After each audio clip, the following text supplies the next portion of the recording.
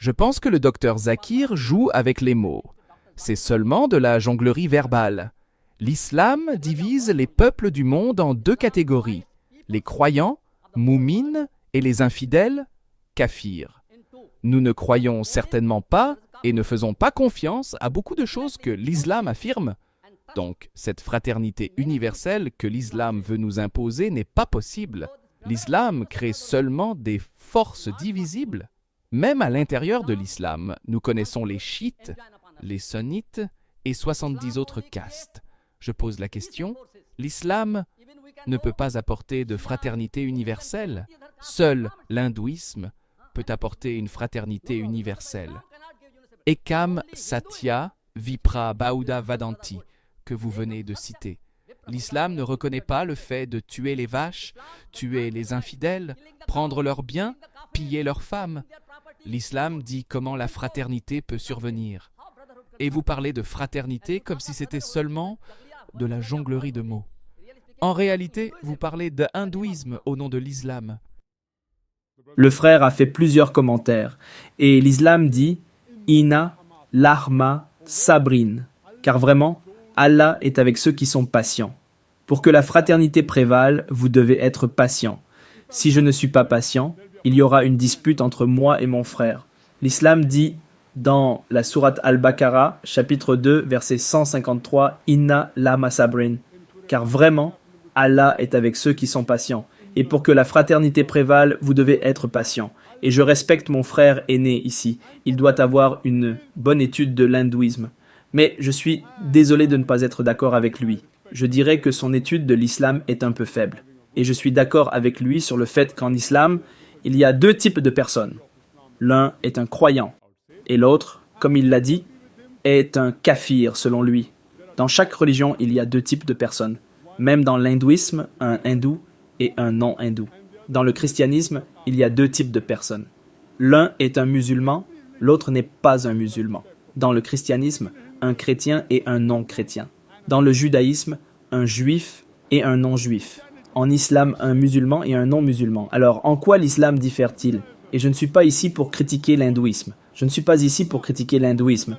Mais puisque vous êtes un conférencier érudit, j'aimerais parler de l'hindouisme.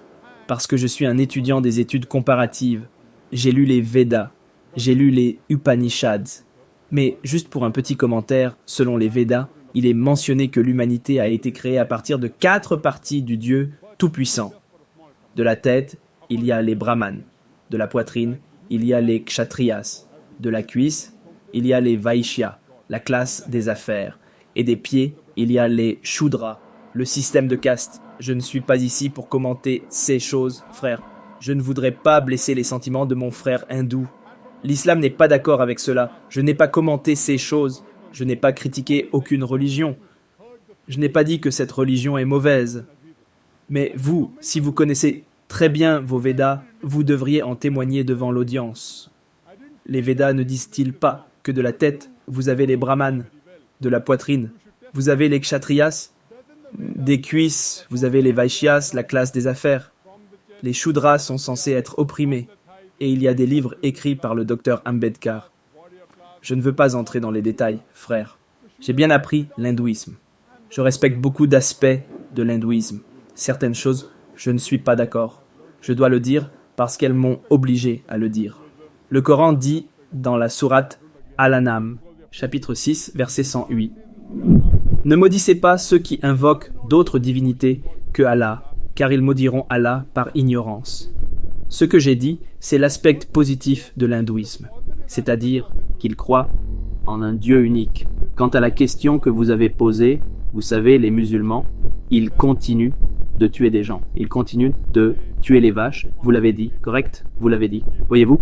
Chaque accusation nécessite une réponse. Le temps ne le permet pas. Je vais vous demander. Je vais juste en prendre quelques-unes. Toute autre personne peut venir ensuite et poser des questions. Je suis là pour clarifier les malentendus. C'est un plaisir pour moi. Seulement si je clarifie les malentendus, la personne comprendra mieux l'islam. C'est pourquoi, dans nos sessions, nous avons toujours une session de questions-réponses. Et nous accueillons cela. Quand quelqu'un nous critique, j'adore ça. Plus une personne critique, et plus elle est logiquement convaincue mieux elle comprendra l'islam. C'est ce que je fais. L'islam dit de diffuser le message de la vérité avec sagesse, comme le Coran le dit dans la sourate Al-Nahl, chapitre 16, verset 125. Appelle à la voix de ton Seigneur avec sagesse et une belle exhortation, et discute avec eux de la meilleure façon. Concernant le concept de la consommation de viande, parlant du fait de tuer les vaches, etc., il y a beaucoup de non-musulmans qui disent « Vous, les musulmans, vous êtes des gens impitoyables, vous tuez des animaux. » Juste pour votre information, frère, un musulman peut être un très bon musulman, même en étant strictement végétarien. Ce n'est pas obligatoire pour lui de consommer de la viande pour être un bon musulman. Mais puisque le Coran dit en plusieurs endroits que vous pouvez consommer le bétail, pourquoi ne le feriez-vous pas? Le Coran dit dans la sourate Al-Maïda, chapitre 5, verset 1, « Ô vous qui croyez, accomplissez vos engagements.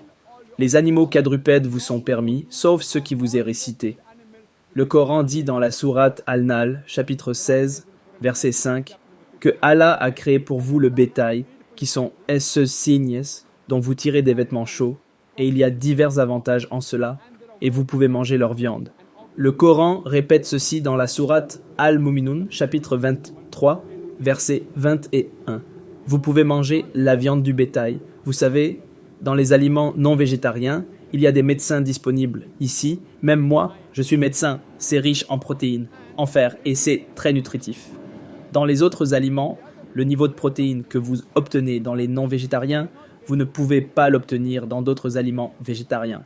Le soja, qui est censé être la meilleure forme de protéines dans les légumes, n'arrive même pas près des protéines des non végétariens. Et concernant le concept de tuer les vaches, si vous lisez les écritures hindoues, je ne suis pas ici pour critiquer aucune religion, mais si on me pose une question, je dois dire la vérité.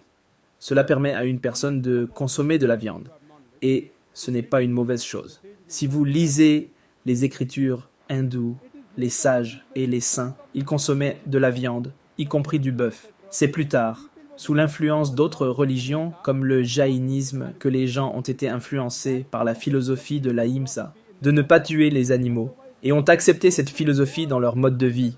Cependant, l'islam est aussi pour les droits des animaux. Je pourrais donner une conférence uniquement sur les droits des animaux.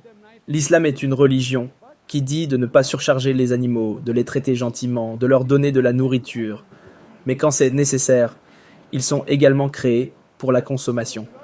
Si vous analysez les autres religions qui croient en cette philosophie de ne pas consommer de viande, cela est basé sur le concept que l'on ne devrait pas tuer les animaux parce qu'ils sont des êtres vivants. Par conséquent, consommer de la viande est un péché. Je suis d'accord avec eux.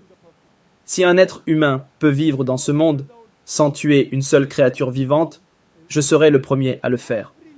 L'univers est structuré ainsi, et dans l'hindouisme, chaque être vivant est votre frère, que ce soit un animal, un oiseau ou un insecte. Je pose une simple question.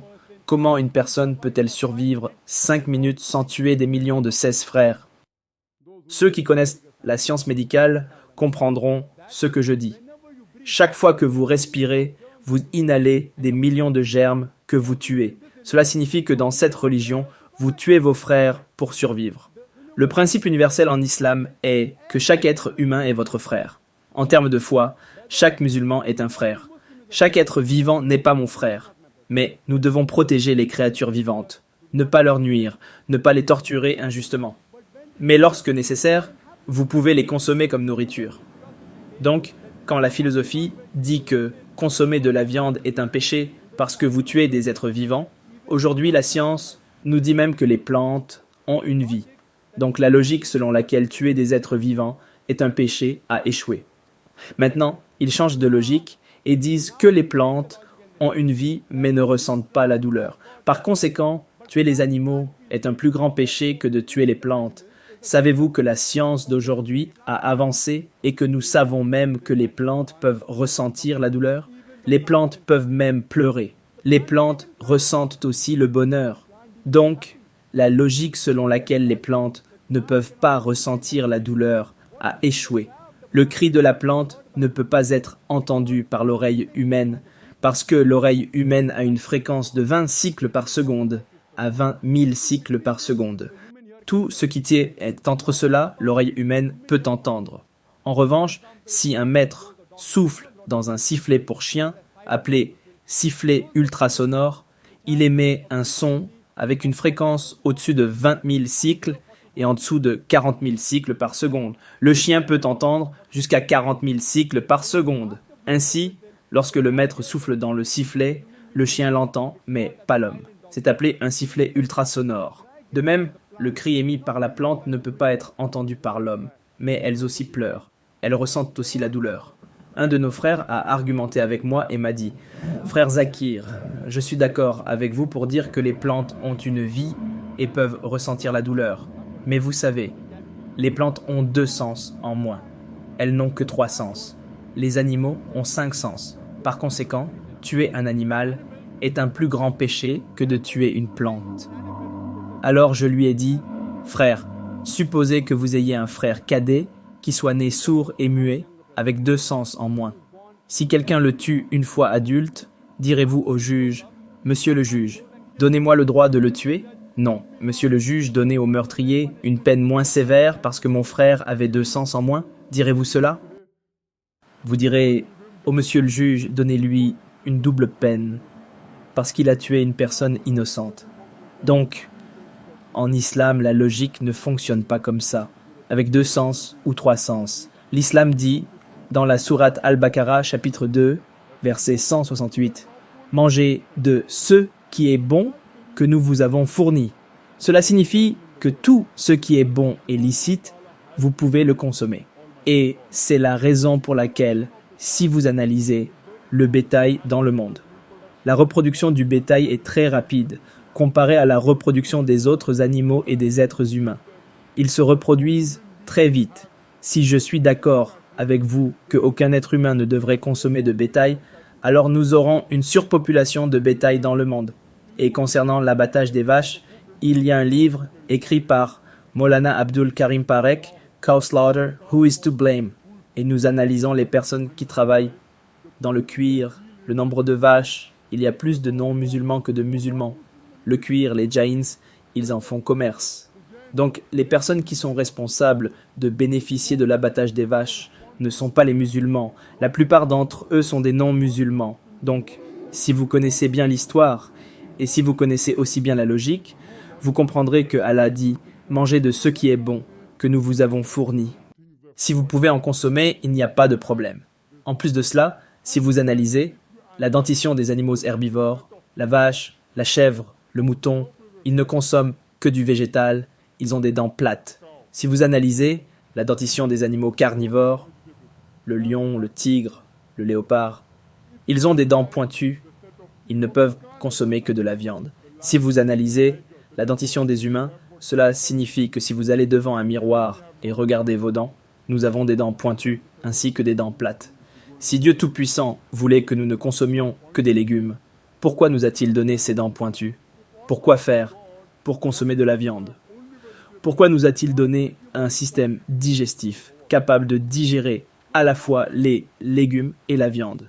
Donc scientifiquement, nous pouvons dire que le système digestif des animaux carnivores ne peut digérer que de la viande. Si vous analysez le système digestif des animaux herbivores, la vache, la chèvre, le mouton, ils ont un système digestif qui ne peut digérer que du végétal. Le système digestif des animaux carnivores, le lion, le tigre, le léopard, ils ne peuvent digérer que de la viande. Le système digestif des humains peut digérer à la fois la viande et les légumes. Si Dieu Tout-Puissant voulait que nous ne consommions que du végétal, alors nous pourrions dire que nous pouvons digérer la viande.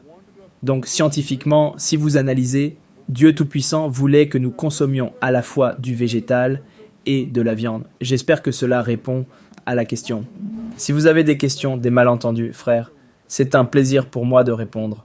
Un malentendu à la fois, afin que je puisse faire justice à chaque malentendu. Merci, frère.